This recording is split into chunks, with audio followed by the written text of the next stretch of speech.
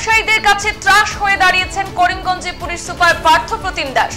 এক সপ্তাহের মধ্যে একের পর এক সফল অভিযান করিমগঞ্জ পুলিশের।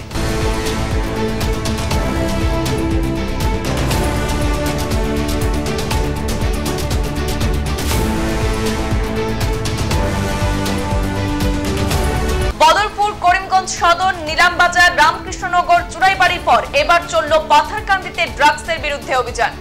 খুদ পুলিশ সুপারের উপস্থিতিতে পাথারকান্দিতে ড্রাগসের বিরুদ্ধে অভিযানে উদ্ধার করা হয়েছে 3 কোটি টাকার হেরোইন। গ্রেফতার করা হয়েছে 2 পাচারকারীকেও।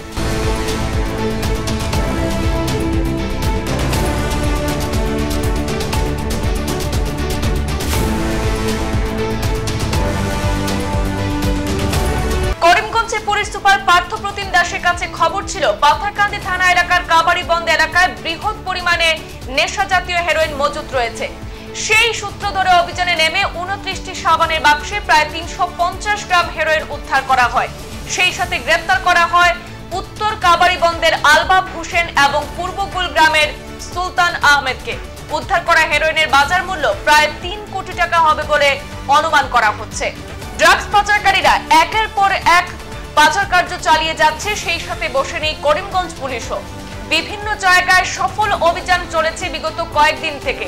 বদরপুর, রামকৃষ্ণনগর ইত্যাদি এলাকার পর এবার পাথারকান্দি এলাকাতেও চলল করিমগঞ্জ পুলিশের সফল অভিযান। ড্রাগস বিরোধী অভিযানে নেমে কাবাড়িবন্দ এলাকায় বৃহৎ পরিমাণের নেশা জাতীয় হেরোইন মজুত রয়েছে, সেই সূত্র ধরে অভিযানে নেমে 29টি সাবানের বাক্সে প্রায় 350 গ্রাম হেরোইন উদ্ধার করা হয়েছে।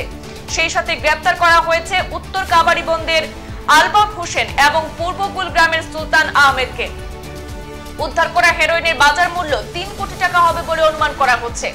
ধৃত আলবাব হোসেন এবং পূর্বগুল গ্রামের সুলতান আহমদকে পুলিশ হেফাজতে নিয়ে টানা জিজ্ঞাসাবাদ চালিয়ে যাচ্ছে বলে জানা গেছে।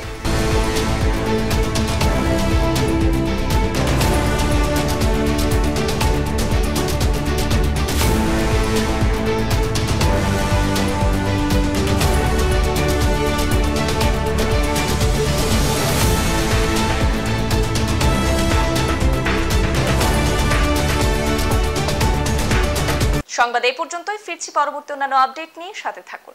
ধন্যবাদ।